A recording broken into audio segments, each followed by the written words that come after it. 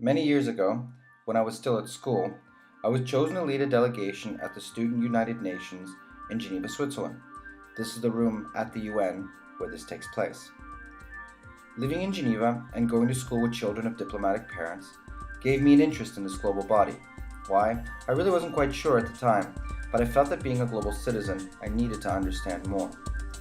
The Student United Nations session was inspiring and gave me a real desire to do something that would leave an impact on society.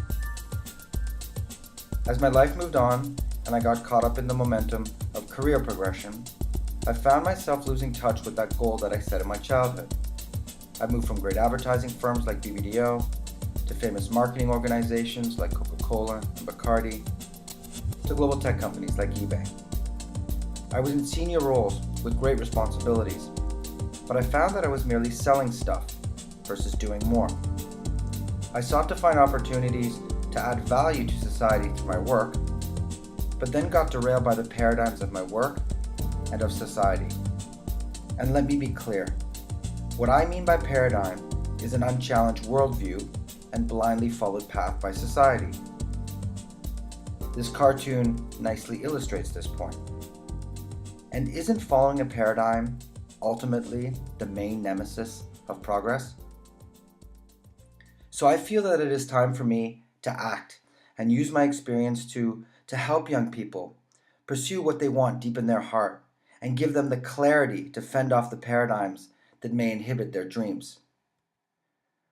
The biggest dream killer that affects many young people that I speak to is the misguidance before they enter the workforce. Society tells them how to achieve success and happiness without considering what is truly important to them, or worse, not even trying to find ways of unleashing their full potential. Society finds it a lot easier to promote following existing paradigms, to get young people to fall in line. However, paradigms stifle potential, and some of our greatest innovators would never have been able to thrive if they had followed the status quo. Let's look at some examples. A producer at a Chicago TV station told this woman that she wasn't fit for TV. She is Oprah Winfrey. A newspaper editor told this man that he lacked imagination and had no original ideas. He was Walt Disney. Decca Records told this band that they had no future in show business. They were the Beatles. So bottom line, paradigms stifle potential, and therefore I decided to create a workshop series called Your Future, Your Path that can help young people become aware of the broken paradigms in society, those that they may already be victim to or will become confronted with. The workshop series also focuses on discussing how to challenge these paradigms so that young people find a path that is not just right for them, but solely chosen by them, a lot like Steve Jobs did in his early years. How will it work? The workshop series will cover 6 broken paradigms, each having one dedicated workshop session. The first broken paradigm is about the learning structure and how it is dated and is not right for our modern system and way of thinking. The second broken paradigm is the experience trap, a dynamic that blocks people from entering the workforce, or worse, locking them into a career that may not be right for them.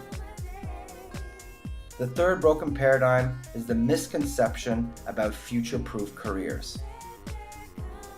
The fourth broken paradigm is about the unhealthy and gladiator-type culture of winning, which is not representative of all types of success. The fifth broken paradigm is the suffocation of family and how it forces people into streams that aren't right for them. And the last broken paradigm is the favoritism of logic over the surprisingly accurate gut if you know how to draw on it. Clearly Mark knew how to draw on his. This makes the total workshop series 6 weeks long, considering that we'd meet once per week. So if you're interested in breaking free from the bars that keep paradigms in place by taking part in the workshop series Your Future, Your Path, or if you'd be interested in hosting one, please contact me at fmertens@gmail.com. Thank you very much. I look forward to hearing from you.